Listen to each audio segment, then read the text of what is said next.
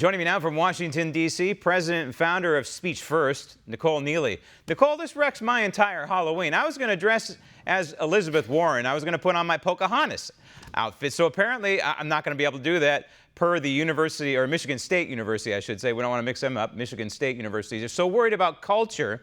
Here's my question to this university administration. What about our culture? What about the U.S. culture, which happens to celebrate Halloween, All Saints Day, Dies de Muerte, am I saying that right, Angel? Mortos. Whatever. The bottom line is, what about our culture? Right. I mean, Halloween it's non-denominational, appeals to everybody. And I think the fact that these universities are telling students what they can and can't do is preposterous because really, frankly, one of the purposes of going to college is to teach students how to function in society, to make decisions for themselves, to face the consequences of those decisions. Maybe you don't want to wear a costume because you're worried that people might be mad at you. That's far different than I'm worried that I might be kicked out or disciplined for it. And we should allow students that room to grow and experiment. Yet Halloween's under attack, and it's not only under attack at the university level. Halloween is under attack at the local level. Schools are canceling Halloween. It's unbelievable. And then when parents push back, they say, sorry. School boards apparently say, sorry, we've made our decision. You're not allowed to participate in the U.S. culture anymore. It's interesting because this involves the First Amendment at a couple of levels here. First of all, it's free speech. This is free speech. This is freedom of expression.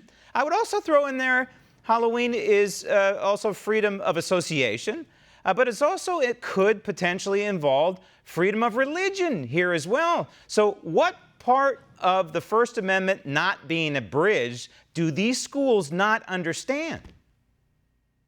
Right. I mean, I think what we're seeing at the university level, at the K-12 level, is we're seeing a lot of virtue signaling, right? It's people, administrators making decisions to show how woke they are. I'm so sensitive that I'm anticipating where others might take offense, even if, frankly, has anybody in these elementary schools or kindergartens or wherever else complained about Halloween, excluding them, feeling that it was being hateful or biased or offensive? Probably not. So the fact that this is done in such a non-transparent way, like really from on high, I think is frankly, it's condescending. And you penned a piece at Town Hall arguing that the administrations of these universities have within their power to stop this nonsense and encourage free speech and allow speech that they don't necessarily agree with, or maybe the masses or maybe the teachers or maybe the administration don't agree with.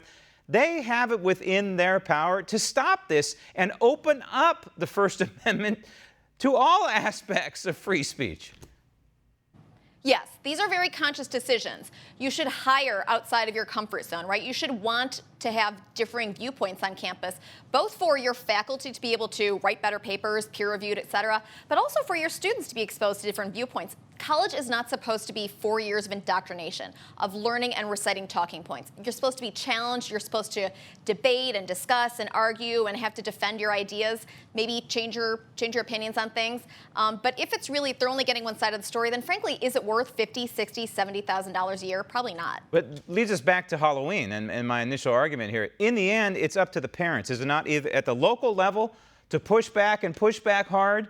After all, they're paying the taxes. Absolutely. They're paying the salaries of these teachers and these administrations and the school board members, but also at the highest levels of learning as well. These university systems, a lot of these parents, of course, have a choice of where to send their kids to these various schools. So in the end, they can hit them in the pocketbook.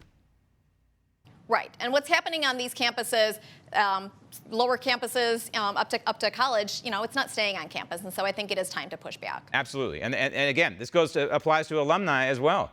If you see something happening at the Michigan State University, you're an alumni, you can call them up and you can say, hey, you know what? You're not going to get my alumni dollars. I'm not going to buy your football tickets anymore until you stop this nonsense. Nicole, thank you. Want to see more videos like this?